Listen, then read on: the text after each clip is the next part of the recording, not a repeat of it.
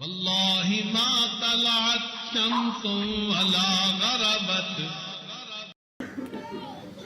امام احمد بن حنبل رحمۃ اللہ کا ایک واقعہ ہے کہ انہوں نے کسی کام کے لیے بستی میں جانا تھا، تو سوچا کہ میں کسی کو خادم کے طور پہ ساتھ کیا لے کے جانا، میں اکیلا جاتا ہوں اور اپنا کام کر کے واپس آ جاتا ہوں.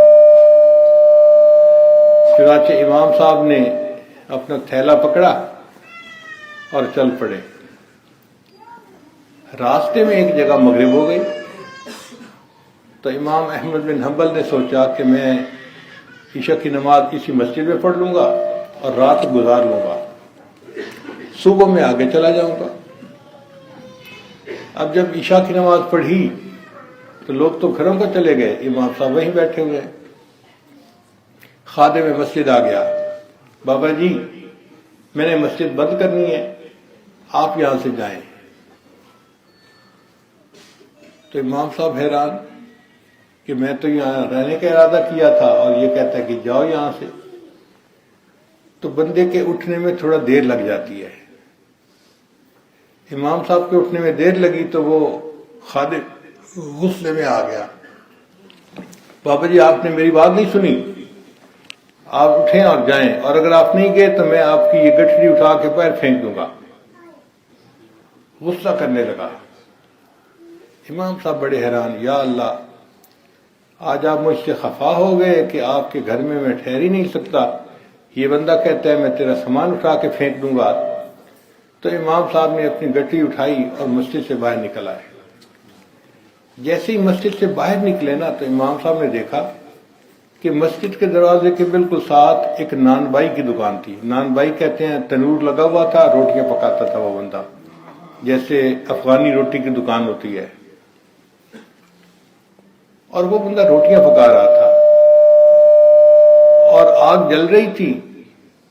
تو سردی کے موسم میں آگ اچھی لگتی ہے.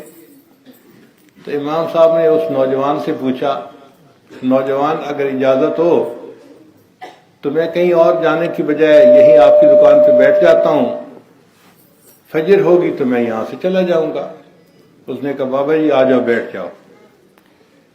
اب امام صاحب اس کے ساتھ بیٹھ گئے تو امام صاحب نے ایک عجیب بات دیکھی. وہ نوجوان پیڑا بناتا آٹے کا تو استغفر اللہ پڑھتا،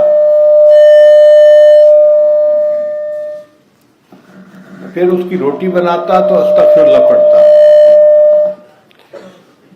پھر وہ روٹی تنور میں لگاتا تو استغفر اللہ پڑھتا، پھر جب روٹی تنور سے پک کے نکلتی تو استغفر اللہ پڑھتا.